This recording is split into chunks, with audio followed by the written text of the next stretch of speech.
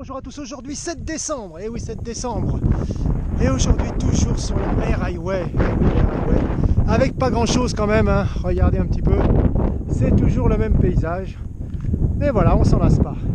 Alors aujourd'hui, je vais vous parler d'un animal que je ne pourrais certainement pas vous montrer en vidéo, et encore moins en photo, car il est très sauvage et on ne peut pas l'approcher, donc c'est le dingo.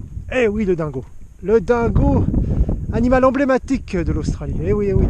Bon, tout d'abord un petit peu d'histoire. Donc, il semblerait que les ancêtres des dingos soient les loups gris. Alors, les loups gris vivaient en Asie du Sud-Est. Ça va, en gros, de la Birmanie, la Chine, jusqu'en Malaisie.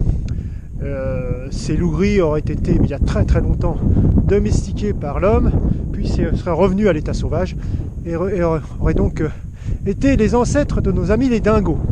Alors, les dingos, comment sont-ils arrivés, bien sûr, en Australie, d'Asie du Sud-Est? Eh bien, il y a deux hypothèses. La première, grâce à nos navigateurs, nos premiers navigateurs au monde, les Austronésiens, qui les auraient, entre guillemets, importés. La seconde, donc, ils seraient venus par la terre, d'Indonésie jusqu'en Australie. Alors, vous allez me dire comment? Tout simplement parce qu'à l'époque, il y avait un continent qui s'appelait le continent Sahul, et qui n'était qu'un bloc de terre entre l'Asie du Sud-Est, le Timor, la Papouasie et l'Australie.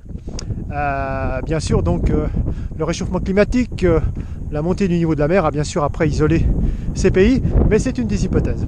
Alors le dingo, il vit actuellement principalement en Thaïlande, et oui, et en Australie bien sûr. Et alors le dingo a trois couleurs possibles. La couleur la plus connue, donc le marron roux. La couleur noire, qui est, bon, on connaît moins comme ça, et alors encore plus rare, tout blanc. Le dingo peut être tout blanc. C'est un animal qui a les oreilles dressées.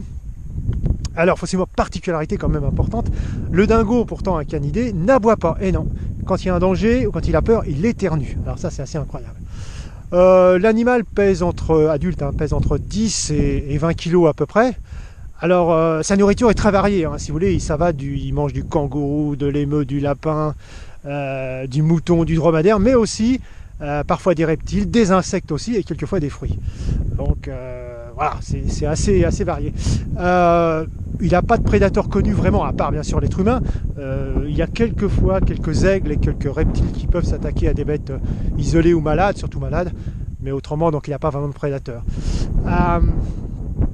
Le dingo a une vitesse, alors ça me fait rêver, a une vitesse d'endurance d'environ 30 km/h et une vitesse de pointe de 65 km/h, ce qui d'ailleurs lui permet de s'attaquer à des proies comme les émeus qui sont assez rapides.